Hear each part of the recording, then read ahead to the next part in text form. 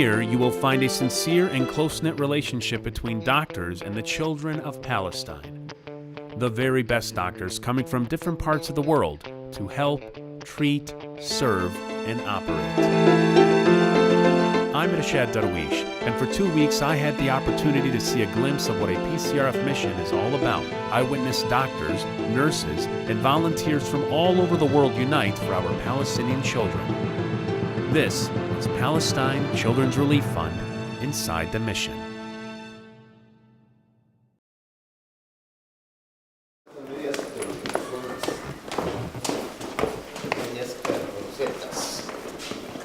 Salfit Government Hospital is located 30 minutes outside of Nablus. A large group of parents and their children anxiously wait here to be screened by PCRF's oral surgeon team. No child will be left behind. They will be carefully screened and treated.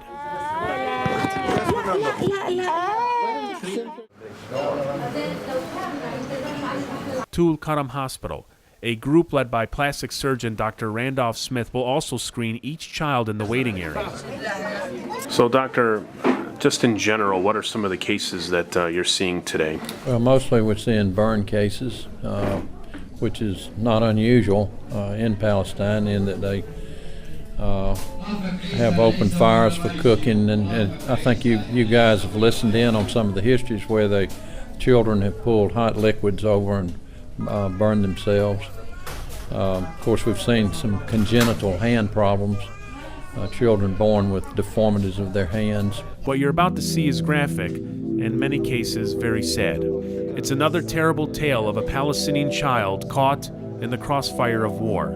10-year-old Muhammad Sahad stepped on a landmine, suffering severe burns across his entire body. My heart cries for him. Through it all, young Muhammad tries to stay optimistic. قديش عمرك يا محمد؟ 10 سنين. بتروح المدرسة يا محمد؟ ليه بتروحش المدرسة؟ عشان الدكتور قال لي لا. عشان الدكتور على أساس إنه يحافظوا على جلدك وما يصيرش فيها التهابات بلقائك مع الأطفال التانيين التلاميذ. PCRF extends its reach beyond the Holy Land. Meet 15-year-old Najoud Bazel. She's from Gaza. In 2009, she suffered a serious head injury from Israeli bombs. Najoud had a shrapnel hit her skull, and it took a good size of her skull off, and they lost it. So she didn't have the piece of the skull. And during the 2009 Israeli invasion, they actually had to stitch her up without anesthesia. She was stitched up and sent home to basically stop the bleeding. But when she came to the US through PCRF, the doctor had to reopen the wound and put a titanium piece to cover the skull. So now it's fully closed. Her head is safe and basically cured. Thanks to PCRF, the procedure was free, and her host family, Rania and Saad Saddak, took care of Najoud as if she was one of their own. The result and the gratification that you get, and they do say that doing good is sometimes a selfish deed, and I truly believe that. So there's a selfish aspect to it because the feeling that you get is overwhelming. Is this your first time? This is my first time hosting a child, and I will do it again. You're gonna miss her? I will miss her, yes.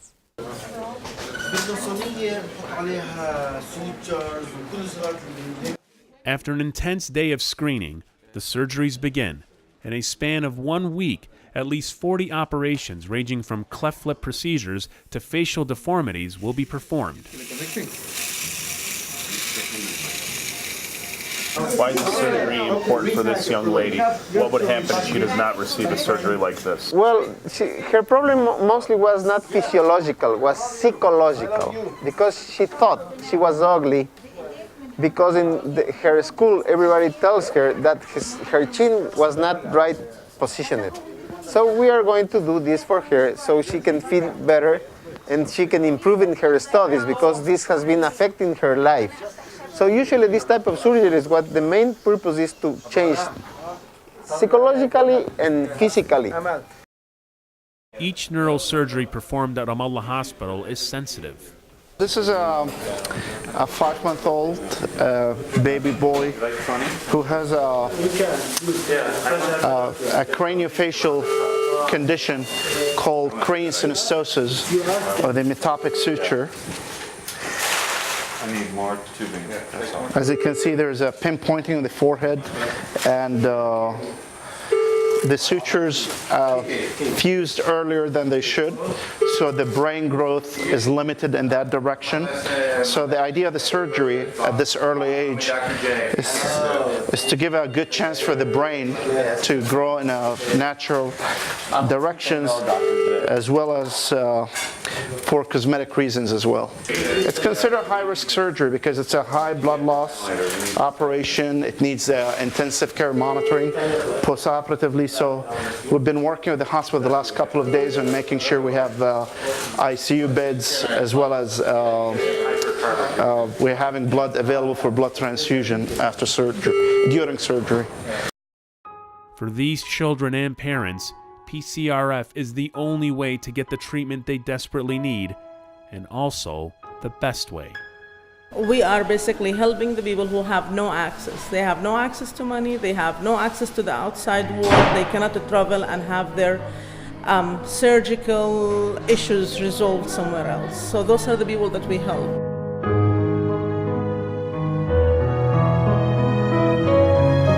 We are trying to help as much as possible as the National University of Mexico. We start coming here just to help, and now our main idea is to train local people. And we are always training local surgeons. And in Mexico, we already have 3 Palestinian residents help, training in Mexico City to become an oral surgeon and to come back to help. I've always been involved all my life, and after a while you notice that the organizations that you're a part of are not making the change that you desire. With PCRF, I did see that. I see it in the lives of children that they meet. I see it in the doctors that go to Palestine and cure and help children. So that's my main motivation, and I hope to be with them for a long time. كتير الفلسطينيين يعني مبسوطين بهذا الشيء، إنهم بيجوا يساعدوهم، لأنهم بحاجة لمساعدة خصوصاً الأطفال. I got to see just a fraction of how many children were helped, how many were treated, how many lives were saved. If they cannot get out, we should come here and help them. That's why we have come so many times, and we will keep on coming forever.